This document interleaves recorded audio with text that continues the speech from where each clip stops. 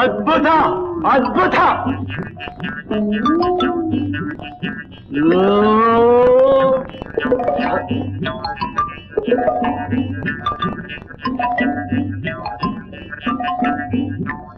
ಇಬ್ಬೊಂಬಟ್ರೆ ಸ್ವಲ್ಪನೇನೆ ಹೇಳಿಸ್ತೀರಾ? ಓಹೋ, ನೀವು ನನ್ನ ಹೇಳಿಸಿ.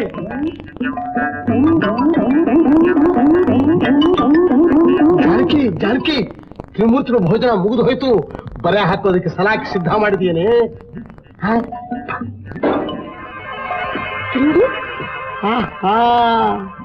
ಪತಿಗೆ ತಕ್ಕ ಸತಿ. ಅನ್ನದಾತ ಸುಖೀ ಭವ. ಇಷ್ಟೊತ್ತರೇ ಭೋಜನ ಹೇಗಿತ್ತು? ಸಂತೋಷ. ರಾಮಕೃಷ್ಣ ಏನೋರೇ, ಅರ್ಥವಾಯ್ತು ಅರ್ಥವಾಯ್ತು. ನಮ್ಮ ತಾಯಿ ಆತ್ಮಕ್ಕೆ ಶಾಂತಿ ಪಡಿಸೋದಕ್ಕೋಸ್ಕರವಾಗಿ ಎಲ್ಲಾ ಏರ್ಪಾಡುಗಳು ಸಿದ್ಧ ಮಾಡ್ಕೊಂಡು ಏನಂತ ಆತರ ತಾಂಬೂಲ ಚರ್ಮಗಳು ಆಗಲಿ ಅಂದ್ರಾಯ್ತು.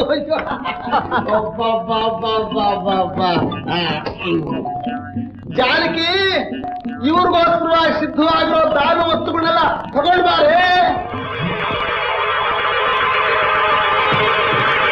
ಏನಂದ್ರೆ ಇಲ್ಲಿ ಇಟ್ಟಿದ್ದೀನಿ.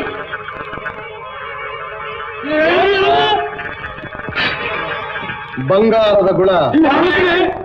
ನಮ್ಮ ತಾಯಿಗೆ ಪಾರ್ಶ್ವವಾಯು ಬಂದಿತ್ತು. ರಾಮಕೃಷ್ಣ ನನಗೊಂದು ಬರೆ ಹಾಕು, ವಾಯು ಸರಿ ಹೋಗುತ್ತೆ ಅಂತ ಹೇಳಿದ್ರು. ನಾನು ಬರೆ ಹಾಕೋದ್ರೊಳಗಾಗಿ ನಮ್ಮಮ್ಮ ಸತ್ತು ಹೋಗಿದ್ರು.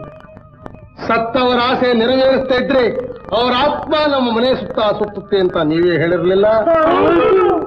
ಅದಕ್ಕೆ ಈ ಬಂಗಾರದ ಗುಣದಿಂದ ನಿಮ್ಗೊಂದೊಂದು ಬರೆ ಹಾಕಿ ನಮ್ಮಮ್ಮನ ಆತ್ಮಕ್ಕೆ ಸಂತೋಷ ಪಡಿಸ್ತೀನಿ. ಎಲ್ಲಿ ಒಬ್ಬೊಬ್ಬರಾಗನೇ.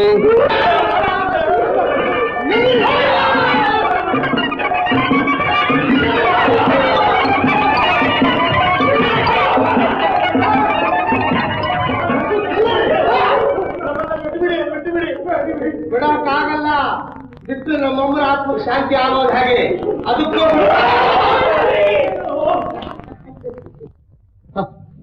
ಹೇಳಿ ಇದ್ದೇಳಿ. ನೀವೆಲ್ಲ ದೊಡ್ಡವರು, ಹೀಗೆ ನಮಸ್ಕಾರ ಮಾಡಬಾರ್ದು. ನನಗೆ ಶ್ರೇಯಸ್ಸು. ಶಾಸ್ತ್ರ ಹಾಗೇಳುತ್ತೆ, ಪುರಾಣ ಹೀಗೇಳುತ್ತೆ ಅಂತ ಸುಳ್ಳು ಹೇಳಿ ಬಡಬಗ್ಗ ಹತ್ರ ಸುಲಿಗೆ ಮಾಡ್ತೀರಾ? ಇಲ್ಲ ಇಲ್ಲ. ಶಾಸ್ತ್ರ ಶಾಸ್ತ್ರ ಅಂತ ಅನುಚಾನವಾಗಿ ಬಂದ್ರು ಶಾಸ್ತ್ರಕ್ಕೆ ಅನ್ಯಾಯ ಮಾಡ್ತೀರಾ? ಇಲ್ಲ ಇಲ್ಲ. ಹೀಗೆಲ್ಲ ಮಾಡಿದ್ರೆ ದೇವ್ರು ನಿಮ್ಗೆ ಒಳ್ಳೇದು ಮಾಡ್ತಾನೆ. ಇಲ್ಲ, ಇನ್ಮೇಲೆ ಮಾಡಲ್ಲ. ನಮ್ಗೆ ಬುದ್ಧಿ ಬಂತು. ಬುದ್ಧಿ ಬಂತು. ಹಾಗಾದ್ರೆ ಶ್ಯಾಮ್ ಭಟ್ರ ಹತ್ರ ಅನ್ಯಾಯವಾಗಿ ತಗೊಂಡ್ರು ಆ ಚಿನ್ನದ ಮಾವಿನ ಹಣ್ಣುಗಳನ್ನ ಅವರಿಗೆ ಹಿಂತಿರಿಸ್ಕೊಟ್ಬಿಡಿ. ಕೊಡ್ತೀವಿ. ಆಗ ಒಂದು ವೇಳೆ ಕೊಡದೇ ಇದ್ದ ಪಕ್ಷದಲ್ಲಿ ನೀವೆಲ್ಲ ಇದ್ರು ಕೂಡ ಹಿಡಿದು ತರಿಸಿ ನಿಮ್ಗೆಲ್ಲ